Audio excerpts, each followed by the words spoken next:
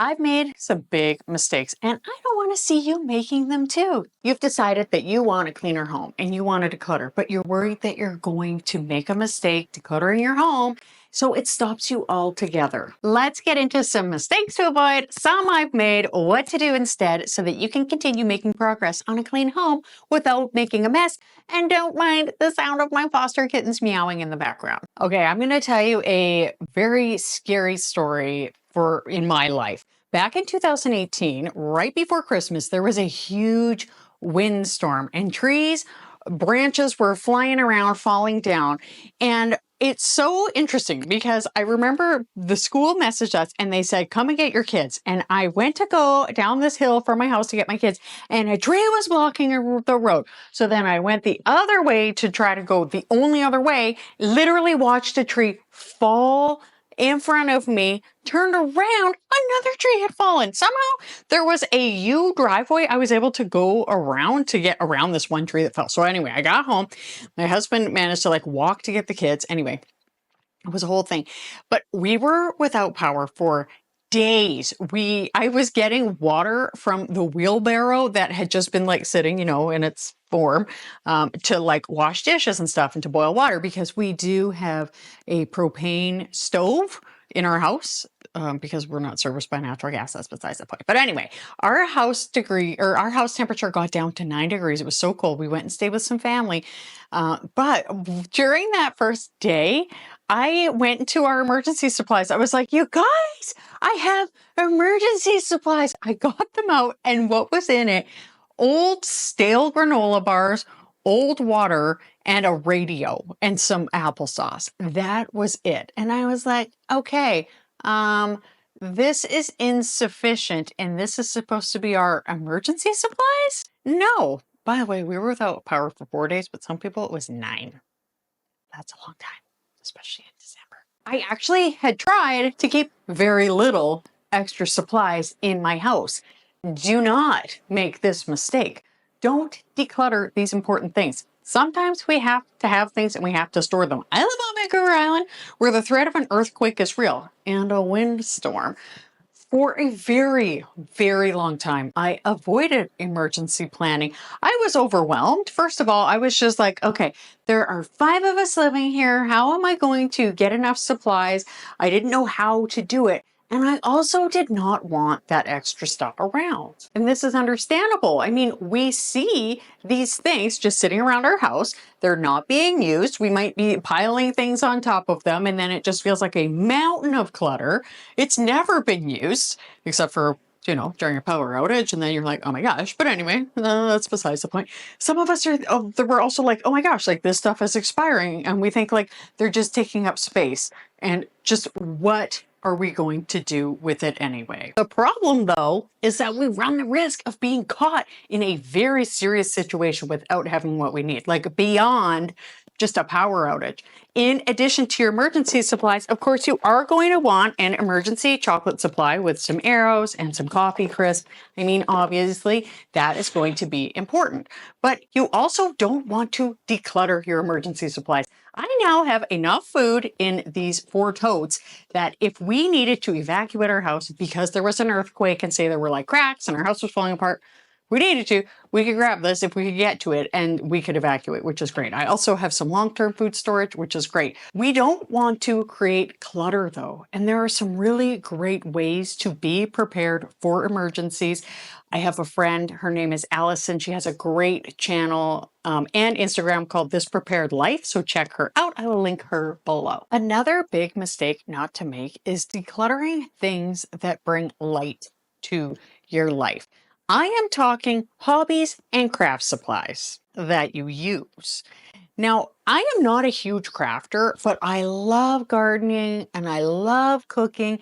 And as a minimalist light person, I feel tempted to declutter things that I am not using regularly. However, I would hate to declutter my pasta roller only to decide I want to make pasta again, because I do use it a few times a year. And the thing is, we can get really, really excited and zealous when decluttering. This is a common. The problem though, then if we're worried that that's going to happen, is that we might end up falling into the common trap of, well, what if I do need it one day? What if I'm not using it now, but I need it, well, need it one day? I don't want to be I don't want to be decluttering things overzealously, but I don't want to be holding on to things I don't need. Don't worry, we're going to get more on the I could use it one day in a minute. But if you're not using it, you can lose it. So let's get into how I decide. All right, here we go. I ask myself, is it a unitasker? A unitasker is something that can pretty much only do one thing for the most part, like a can opener.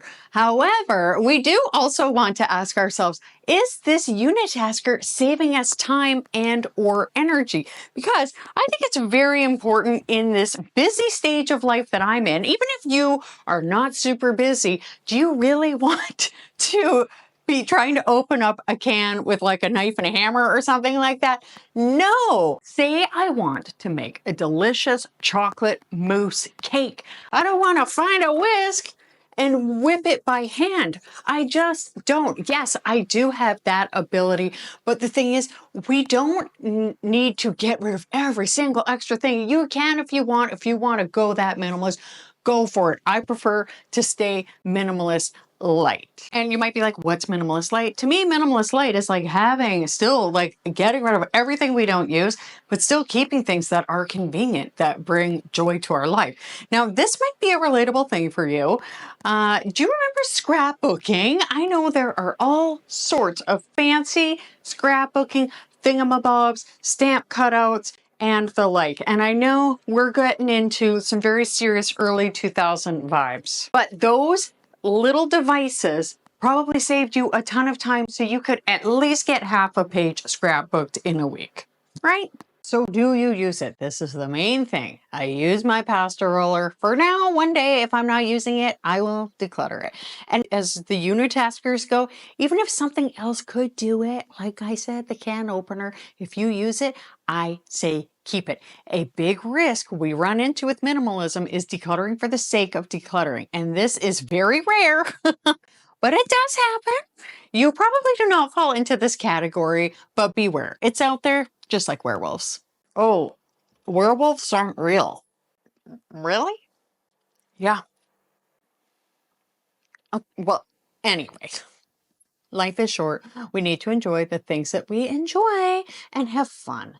Keep what you use. I used to have this awesome recipe in here that my friend gave me for chocolate banana bread. Like, really, it was amazing. Do you remember when friends would write each other handwritten recipes and give them to you, or you would write your own, you'd write it on a recipe card? It was so nice. I loved it. Anyway, that was such a delicious recipe, but it is gone. Somehow, I almost think I decluttered it, and I try not to be heavy-handed when decluttering, but it does happen. I can get a little carried away. Now, a recipe is one thing, but declutter the wrong thing and you will be sorry, so don't do that. Paper.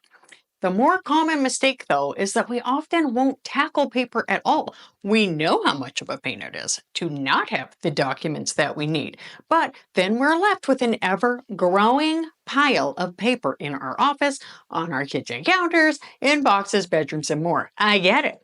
Paper is awful because every single piece of paper is a little decision that needs to be made, and paper is actually quite compact in a lot of situations.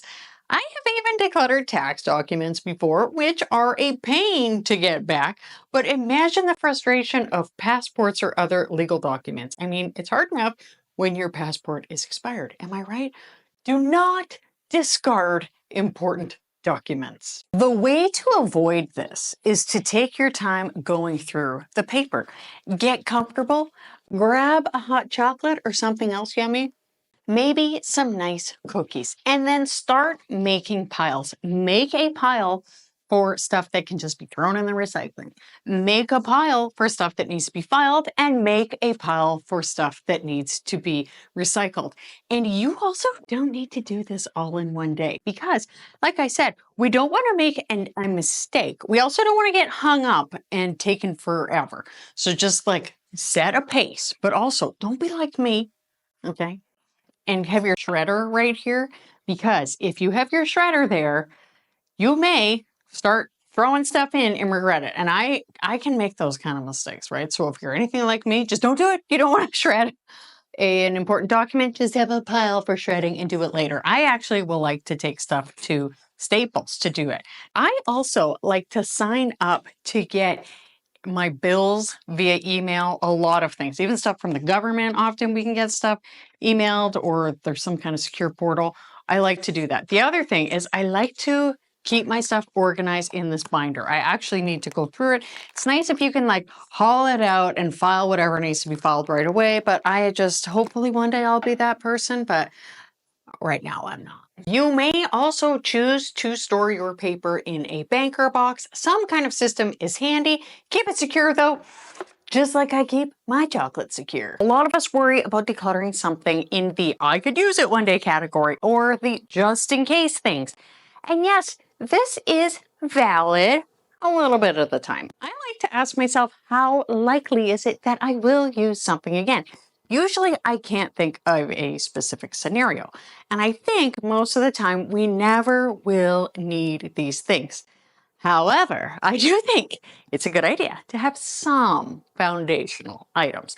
Say you don't expect to use a screwdriver or a hammer, but then you come across an absolutely gorgeous painting of someone crafting some chocolate, maybe with a conch somewhere in Switzerland or something like that. You decide to buy this and you know exactly where it will go. And then when you come home, you realize that you don't have any way to hang this picture because you have decluttered absolutely all of your tools. Now, don't get me wrong. I 100% love the idea of people decluttering things that they don't use. However, I do think it is wise to keep a few important tools for maintenance and such. Now, in most cases, we can let the other stuff go. Just ask yourself, what are some essential tools that I should keep?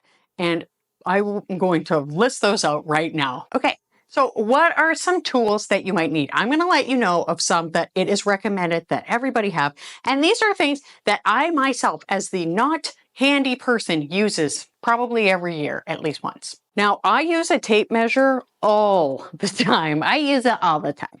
I obviously, a hammer is handy. I use that once or twice a year. A utility knife, those are great for like opening packages or whatever. Pliers are always good. A level, if you're hanging a picture.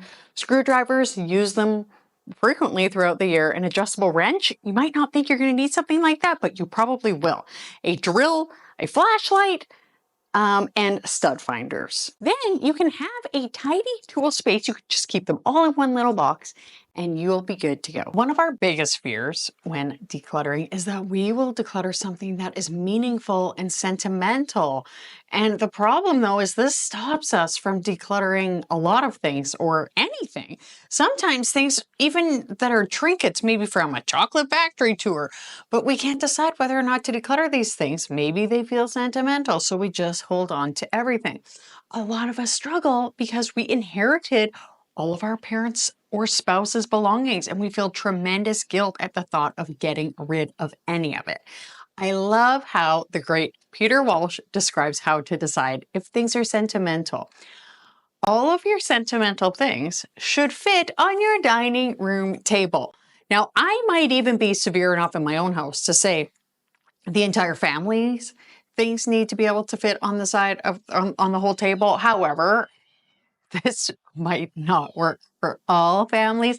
So you do what works for you. Now, it is important not to make mistakes when decluttering things. This is my special sentimental box for one of my kids.